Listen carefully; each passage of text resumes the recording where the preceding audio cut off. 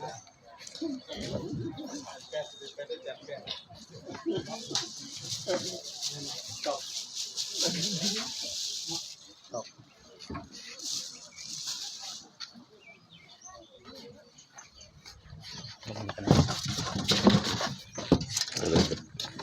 นจังหาเอาเด้อเนาะ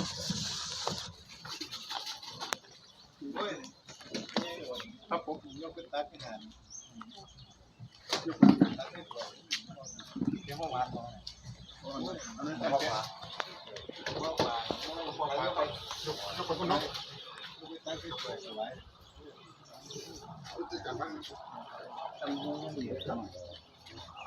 มาวันนี้เจ้าไ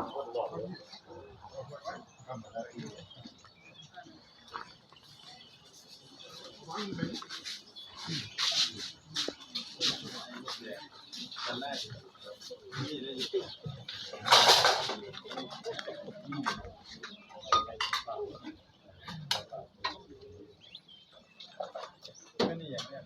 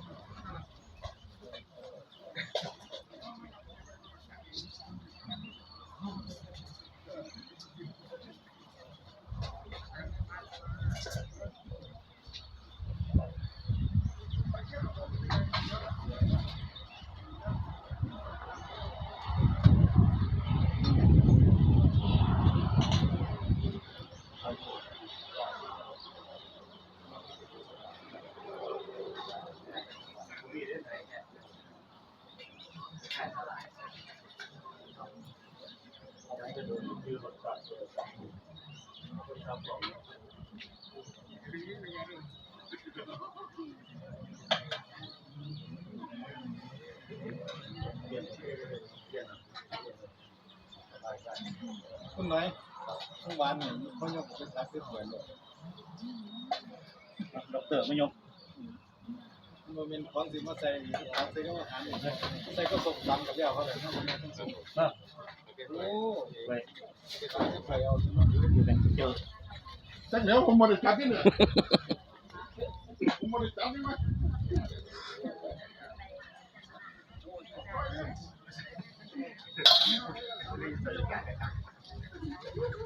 เราจะมาไปดีไหมไปก็จับมาจับเราเลยเอาไปไว้จับไม่เอาไปไว้เป็นหอยจับมาสูงไม่ผมไม่ออกว่าบนอื่นใช่ตัวใช่ตั้งเดียวต้มเพื่อนต้มทั้งหมด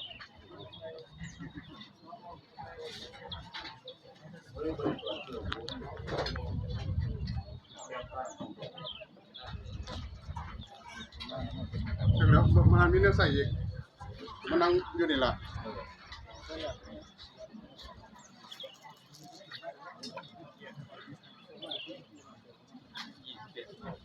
แปลไหมแปลแล้วเอานี่เราไปได้หรออันนั้นครบหมดเลยเราเอาไปที่ไหนเอาไปเติมไว้ไปตัดกันเอาไว้เพื่อนไปที่ร้าน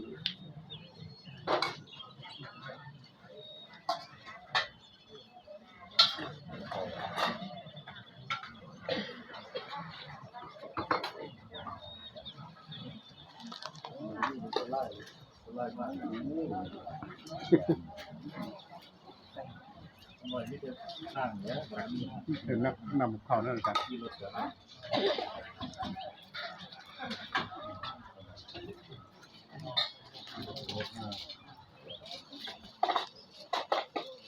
จันใช่เอานำเขานั่นกัน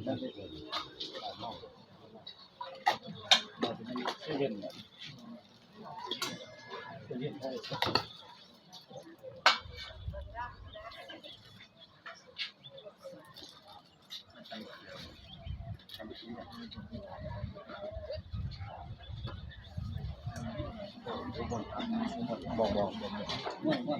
ได้เลยเราเชียร์มาก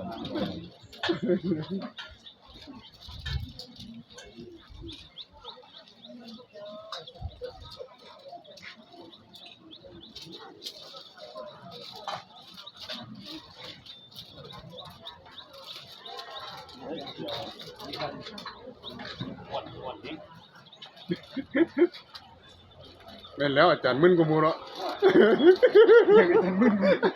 อาจารย์มึนกูมูกับม่วนเนาะ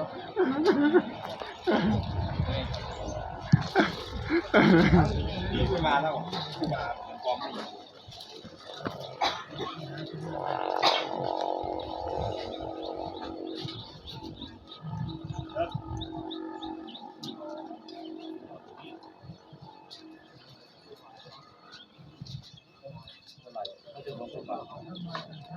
จะเห็นว่าหัวหน้ามึนเนี่ยโค้งนี่แบบนี้ ผมยังอยู่เลย โค้งยังเดียว อย่าว่ามึนมาเขามึนมาเขามึนมาเขาเนาะ แย่งไหนเราจะจับไป เออ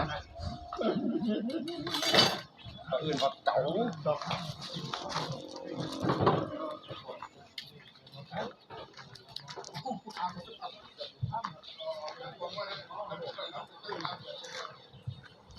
นะครับก็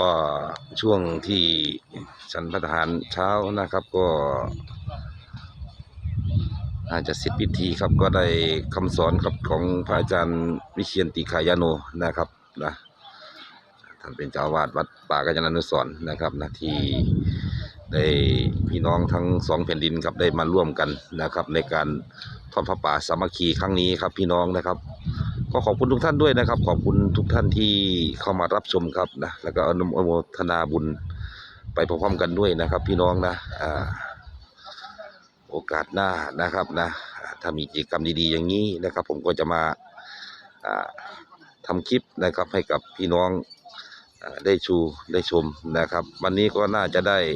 ธรรมะไว้สอนใจนะครับนะเต็มอิ่ม